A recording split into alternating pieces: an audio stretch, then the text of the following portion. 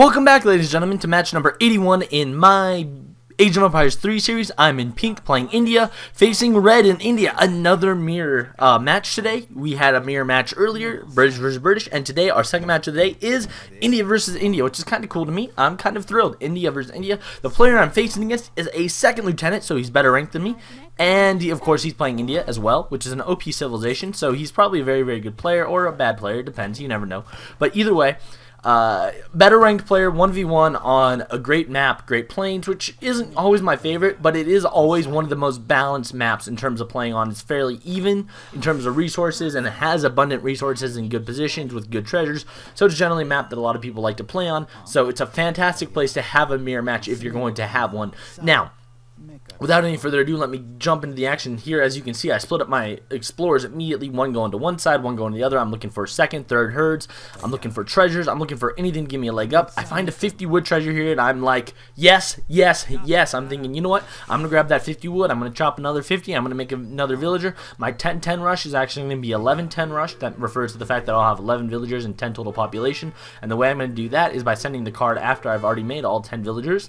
But, all I have to say, I'm going to rush, do the standard 10-10 rush. I'm going to build the Agra Fort, and as you saw me scout out at the bottom of the map, you saw like those two massive herds of buffalo by the middle trading post. Yes, I'm going to eat those as soon as I possibly can, and that's where I'm going to put my Agra Fort in order to protect myself. Meanwhile, I use my hotkeys to reassign my explorers without having to move them. I queue up another villager, and then I put my villagers back on food, and I start walking another villager down, because if I can secure an Agra Fort down there and get both of those herds of buffalo, I'm going to be in a fabulous spot. And then I find the 140 food treasure, which is very, very common to Great Plains, and what it has is it has an outlaw rider with like pistols or something like that, and then it has two coyotes, and if you can kill the outlaw rider, it's actually a relatively very easy treasure to go get. Now meanwhile, I am going to be looking to put down my Agra Fort, but I can't yet, so what I'm going to do is I'm going to actually herd this herd back, and this is actually very dangerous and something you should never do as India.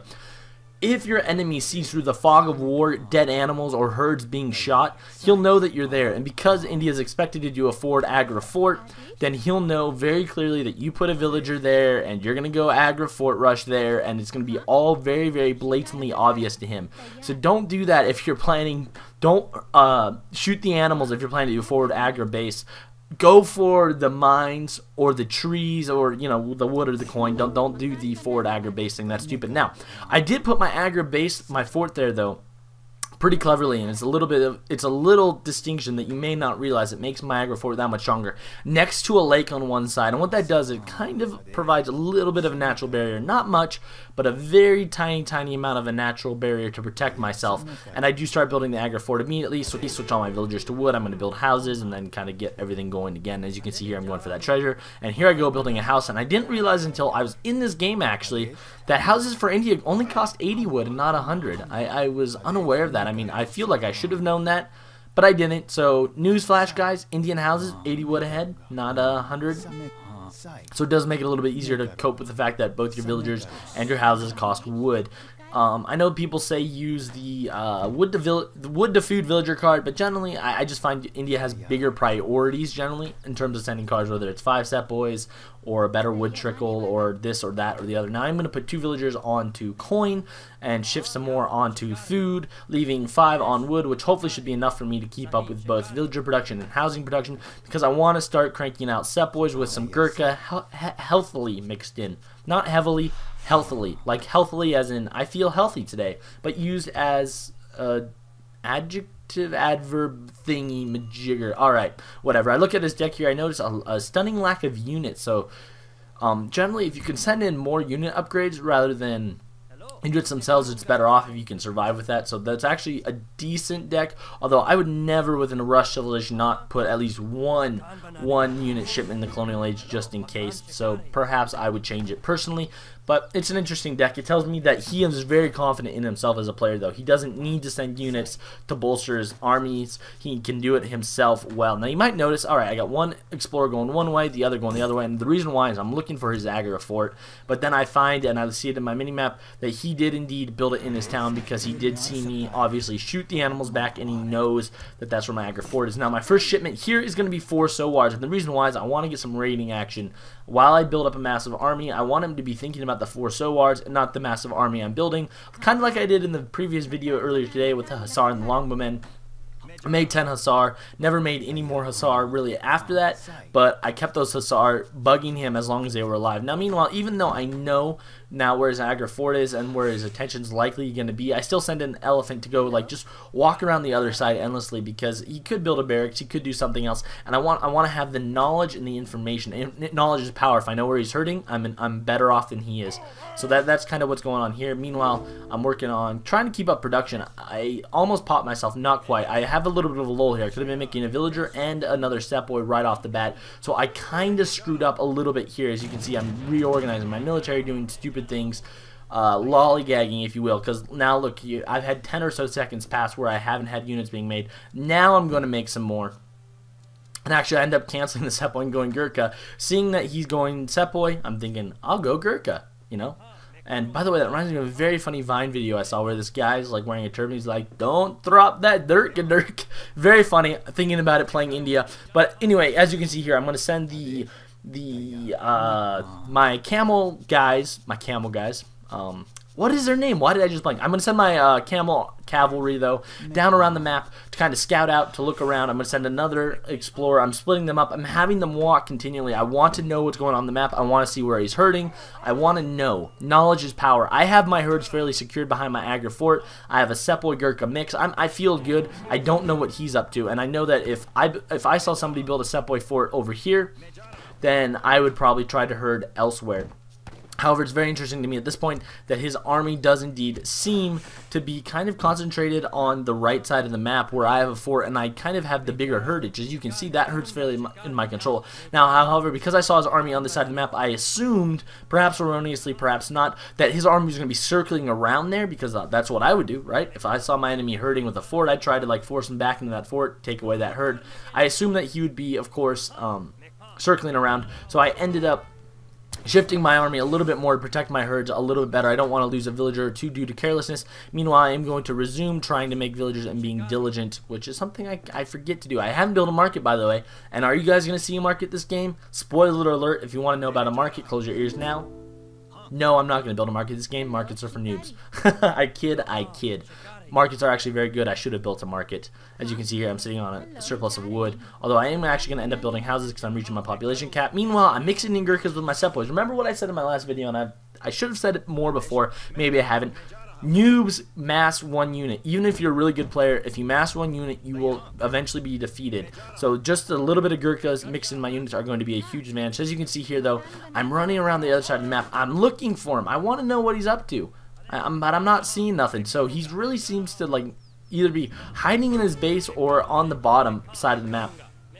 That's kind of what I'm going to do. I'm still scouting around with my Sowars, and that's what they're called. I now see, and then I see some dead deer, and he's not forward back herding or herding it to himself, which is interesting. But what he is doing, he does have his like entire army there to protect his herd, which to me is a really interesting technique. Potentially dangerous. As you can see, I have a score lead, slightly 7-point lead, not a great, humongous lead though. And I do accidentally let the Sowars get caught in some action, so I am trying to like fix my hotkeys a little bit better and get it set up to work a little bit more. As you can see, I have 800 food, so I definitely have a surplus of food. I should be making more Sepoys here. There we go, making more Sepoys.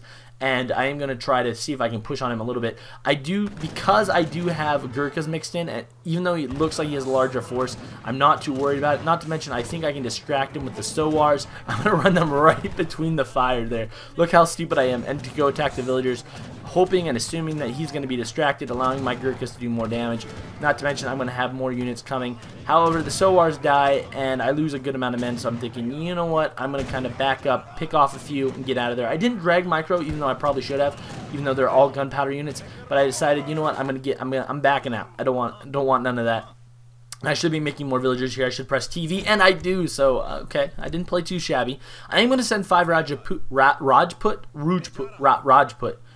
I have a lot of Indian friends. I really should ask them how they say these things. But I'm going to send 5 Rajputs now, and I know I'm butchering that, so please still love me, guys. I'm going to send 5 Rajputs now with the intention of basically using them as I would have used the cavalry I just lost, with the idea that I'm going to run them around and kind of raid a lot with them and use them in the sense of the cavalry. They're basically like Rodaleros for India, which is very, very good. Not to mention I now have Sepoys about to pop. Now that I have more Sepoys, I'm going to kind of push forward again and see if I can get the drop on him. Now, there's a technique you can use, which is when you press Z and you right-click, and what happens is your units will walk forward until they see something to shoot at, and then they will shoot. And that basically more or less allows you to always get the first shot off, because your units will automatically shoot at the first thing they see, and they will react slightly faster than you will be able to. Now, as you can see, this even fire there, I am going to end up winning this fight just because I think I end up winning this fight. Do I win this fight? It looks like I win this fight.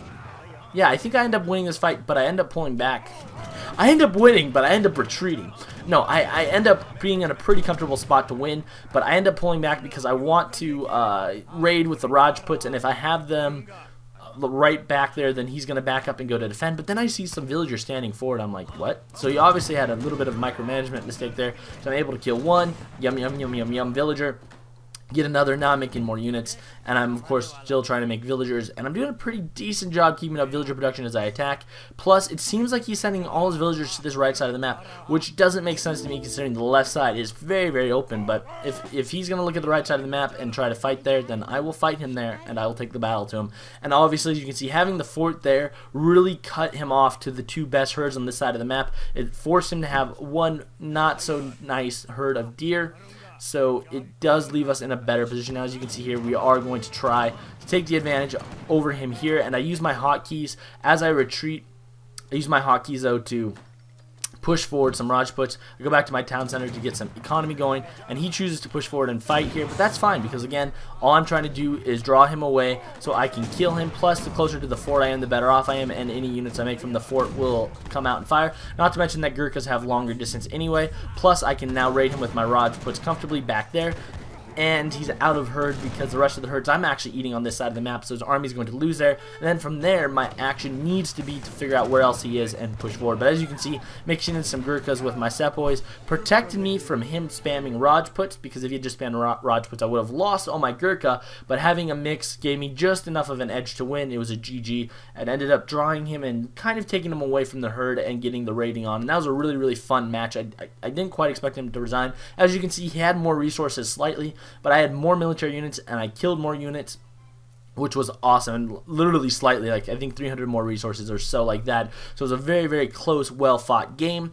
Now, in terms of the economy, I had some areas where I noticed I could have been slightly faster, and that's something I got to get better on. I got to improve. But as you can see, for the most part, we were able to pull it off. We were able to mix units. We were able to use the general strategic tactics. And if you look at the villager count, we are dead even, but I was slightly a step ahead of him. I think that might have had to do with that 50 wood treasure I got. Definitely helped me. And as you can see, I aged milliseconds above him, and I do think that getting that extra villager definitely helps me do that.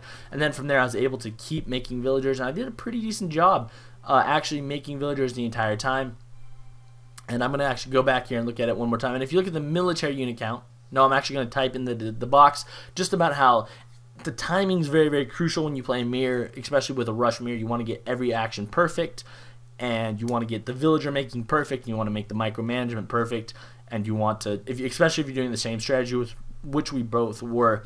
In hindsight for him, I think I would have put the Agra fort elsewhere. The town center is generally fairly resistant to fire, so I would have put it on the left side of the map actually. Maybe within range of the town center, maybe not, but securing other herds. Because after I had that Agra fort on the right side of the map, I don't think he really should have put his villagers over there and gone for those herds. I think he should have scouted out to the left, and you see at the very end he has a few villagers there, but I think if he had taken more advantage of those herds, he would have been in a better position, because I kind of grabbed the major herds there by being able to age up just a hair faster, giving me a stronger position. So all around, thank you guys so much for watching. Before I leave, I do have a quote of the day from Sun Tzu in The Art of War, that saying, "If his place of encampment is of easy access, he is tendering a bait." Ladies and gentlemen, my name is B to the T to the M, aka BigThunderMan. I would like to personally thank you for watching and commenting and liking the videos. It means a lot to me. Literally, you have no idea. I'm happy when I narrate because you guys give me such incredible feedback. So thank you guys so, so much. And until next time, guys, good luck and happy hunting. BTM out.